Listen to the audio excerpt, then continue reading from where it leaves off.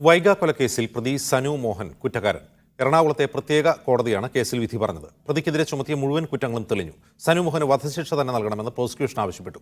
13 വയസ്സായ വൈഗയെ ശീതളപാനീയത്തിൽ മദ്യം നൽകി അബോധാവസ്ഥയിലാക്കിയ അച്ഛൻ സനു മോഹൻ മുട്ടാർ പുഴയിൽ എറിഞ്ഞു കൊന്നുവെന്നാണ് കേസ്.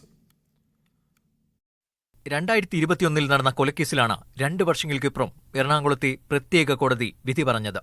കൊലപാതകം, തെളിവ് നശിപ്പിക്കൽ, കൊലപ്പെടുത്തണമെന്ന ഉദ്ദേശത്തോടെ മദ്യം നൽകുക, കുട്ടികളോടുള്ള ക്രൂരത, 12 വയസ്സിൽ താഴെയുള്ള കുട്ടിക്ക് മദ്യം നൽകുക എന്നീ പ്രധാനപ്പെട്ട വകുപ്പുകൾ പ്രകാരം സനു മോഹൻ കുറ്റക്കാരനാണെന്ന് കോടതി കണ്ടെത്തി.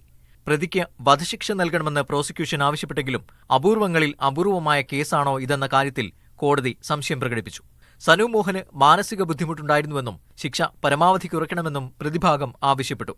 ഉച്ചയ്ക്ക് 2:30 ജഡ്ജി കെ സോമൻ സനു മോഹനെതിരായ ശിക്ഷ വിധിക്കും. ശിക്ഷയുടെ ഭാഗമായുള്ള പിഴത്തുക അടയ്ക്കാൻ സനു മോഹന് കഴിഞ്ഞില്ലെങ്കിൽ സ്വത്ത് കണ്ടുകെട്ടുന്ന നടപടിയിലേക്ക് കടക്കാമെന്നും കോടതി പറഞ്ഞു. 2021 മാർച്ച് 22-നാണ് വൈഗയുടെ മൃതദേഹം മുട്ടാർ പുഴയിൽ നിന്നും കണ്ടെത്തുന്നത്. ബന്ധുവീട്ടിലേക്കെന്ന് പറഞ്ഞ് കുട്ടിയുമായി ഇറങ്ങിയ സനു മോഹൻ കാക്കനാട്ടെ ഫ്ളാറ്റിലെത്തിച്ച് ശീതളപാനീയത്തിൽ മദ്യം നൽകുകയായിരുന്നു. അബോധാവസ്ഥയിലായ കുഞ്ഞിനെ പിന്നീട് പുഴയിലെറിഞ്ഞാണ് കൊലപ്പെടുത്തുന്നത്. സാഹചര്യ തെളിവുകളും ഡോക്ടറുടെ കണ്ടെത്തലുമാണ് കേസിൽ നിർണായകമായത്. മീഡിയ 1 കൊച്ചി. കൊച്ചിയിൽ നിന്ന് ഷംന അശോകുണ്ട്. ഷംന, എപ്പോഴാണ് ഇയാളുടെ ശിക്ഷ വിധിക്കുക?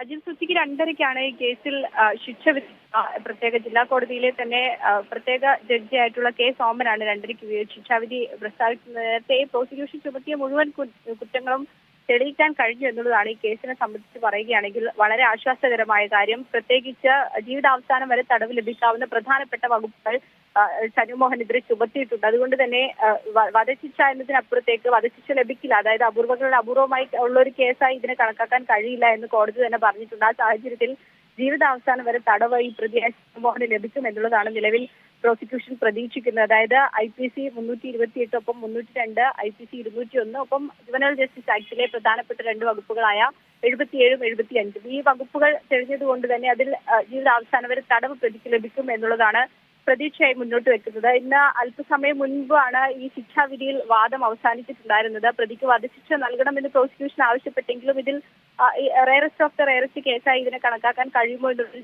ആശങ്ക അല്ലെങ്കിൽ ചോദ്യം കോടതി മുന്നോട്ട് വെച്ചിട്ടുണ്ട്. ഒപ്പം പ്രതിയുടെ മാനസിക ബുദ്ധിമുട്ടുകൾ കോടതി പരിഗണിച്ചുകൊണ്ട് പരമാവധി ശിക്ഷ കുറയ്ക്കണം എന്നുള്ളതാണ് പ്രതിഭാഗം കോടതിയിൽ ആവശ്യപ്പെട്ടിട്ടുണ്ടായിരുന്നത്. പക്ഷേ സ്വന്തം മകളെ കൊല്ലുന്ന സമയത്ത് സനു മോഹന്റെ മാനസികാവസ്ഥ എന്തായിരുന്നു എന്നുള്ളൊരു മറു ചോദ്യം കോടതി ഉന്നയിച്ചിട്ടുണ്ട്. ഏതായാലും പ്രധാനപ്പെട്ട വകുപ്പുകൾ സനു മോഹനെതിരെ ചുമത്തിയിട്ടുണ്ട്, അത് തെളിയിച്ചിട്ടുമുണ്ട്. അതിൽ സാഹചര്യ തെളിവുകളും ഒപ്പം തന്നെ മറ്റ് രേഖകളുമെല്ലാം പ്രോസിക്യൂഷന് ഹാജരാക്കാൻ കഴിഞ്ഞു എന്നുള്ളതാണ് വളരെ പ്രധാനപ്പെട്ട കാര്യം. പല സംസ്ഥാനങ്ങൾ, ഏകദേശം 5 സംസ്ഥാനങ്ങളോളം കേന്ദ്രീകരിച്ചാണ് ഇതിന്റെ തെളിവ് ശേഖരണം ഉൾപ്പെടെ നടന്നിട്ടുണ്ടായിരുന്നത്. അങ്ങനെ പല സ്ഥലങ്ങളിൽ പോയി തെളിവുകൾ ശേഖരിച്ചുകൊണ്ട് വന്ന് കോടതിയിൽ സമർപ്പിച്ച ഒരു കേസ് കൂടിയാണ്. ഏതായാലും 2 വർഷത്തിന് ശേഷമാണ് സംഭവം നടന്ന 2 വർഷത്തിന് ശേഷമാണ് കേസിൽ ശിക്ഷ വിധിക്കുന്നത്. ശരി, ഷംന അശോകാണ് വിവരങ്ങൾ നൽകിയത് കൊച്ചിയിൽ നിന്ന്.